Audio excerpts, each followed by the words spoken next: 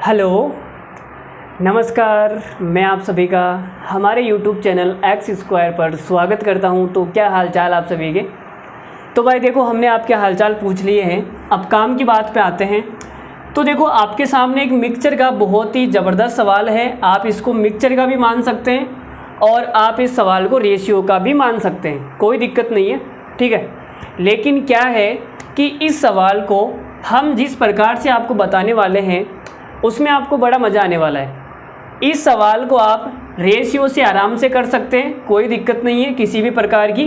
CGL mains 2018 का सवाल है, लेकिन हम इस सवाल में एलिगेशन लगाने का प्रयास करेंगे। क्या करेंगे? एलिगेशन। तो बेस्ट यूज ऑफ एलिगेशन आप इसमें सीखने वाले हैं।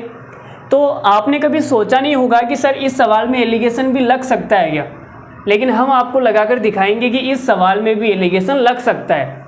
समझ रहे हो ना? बस आपको एलिगेशन लगाना आना चाहिए, एलिगेशन हर जगह लगेगा, ठीक है। पहली बात, एलिगेशन की पहली शर्त क्या होती है कि एलिगेशन समान टाइप की चीज़ों पर लगता है, समान टाइप की चीज़ों पर। तो देखो भाई, हम लगाते हैं एलिगेशन। तो आपने कहा हमारे पास में एक मिश्र धातु है भाई, बड़ी ही प्यारी और खूबसूरत मिश्र धातु है। इस मिश्र धातु में हमने तांबा मिला दिया। क्या मिला दिया? तांबा। और ये तांबा हमने कितना मिला दिया? 250 ग्राम। और ये मिश्र धातु कितनी ग्राम है वो हमें पता नहीं है, ये कितनी ग्राम है हमें पता नहीं है, ठीक है।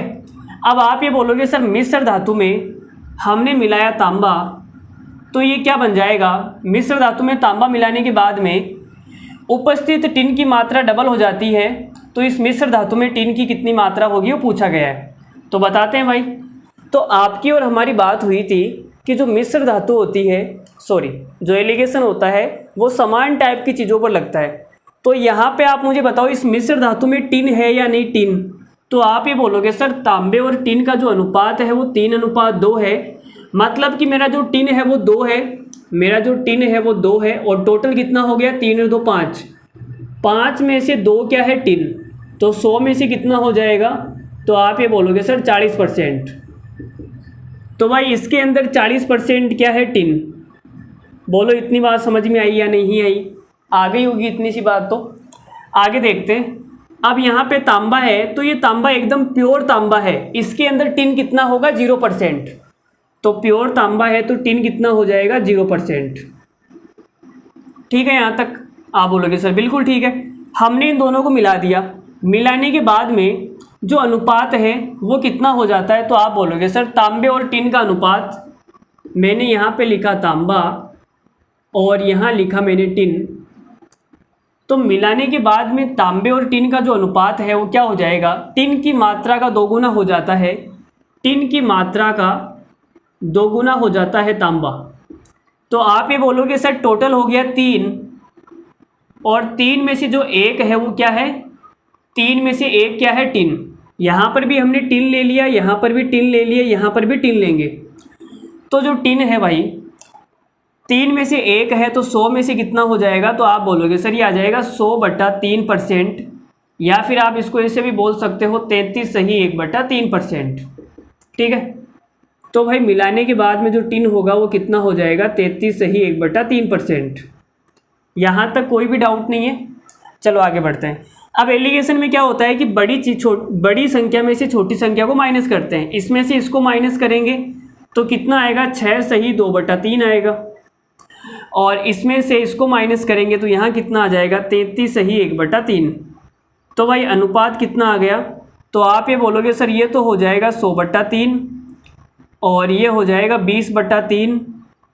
तो 3 से तो 3 कट गया, 0 से 0 कट गया, और 2 से कटेगा तो 1 आ जाएगा, ये कट जाएगा 5 बार। अब ऊपर वाला अनुपात और नीचे वाला जो अनुपात होता है वो क्या होता है? बराबर होता है। तो आप ये बोलोगे सर यहाँ पे 1 है, लेकिन ऊपर 1 की जगह कितना है? 250।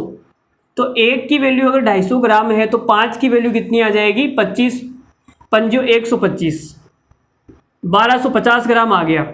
तो हमें ये पता चल गया कि जो मिश्र धातु है ये हमने कितनी ली है? 1250 ग्राम। और इस 1250 के अंदर तांबे और टिन का जो अनुपात है, तांबे और टिन का जो अनुपात है वो कितना है भाई? 3:2 है, 3:2।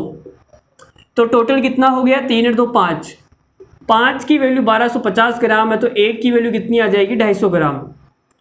तो टिन की मात्रा निकालनी है, 2 की वैल्यू कितनी आ जाएगी, 250 को 2 से इंटू करूँगा 500 ग्राम। तो हमारा इस सवाल का आंसर आ गया 500 ग्राम। तो आपने कभी भी नहीं सोचा होगा कि इस प्रकार के सवाल में एलिगेशन भी लग सकता है, लेकिन लग गया। ठीक है, तो आगे बढ़ते हैं। ठीक है, तो ऐसे ही प्यारे प्यारे सॉल्यूशन मैं आपके बीच में लाता रहूँगा और ऐसे नए नए आइडियाज़, नई नई थिंकिंग आपके बीच में ऐसे ही प्रस्तुत करता रहूँगा। ठीक है, तो हमारे चैनल को सब्सक्राइब करें और अगर आपको वीडियो अच्छा लगा है तो लाइक का बटन दबा के जाइए और एक बढ़िया सा कमेंट करके जाइए। मिलते हैं अगली प्रॉब्लम में एक नए सवाल के साथ में, एक नए तरीके के साथ में। तब तक के लिए धन्यवाद। Thank you very much. Good night.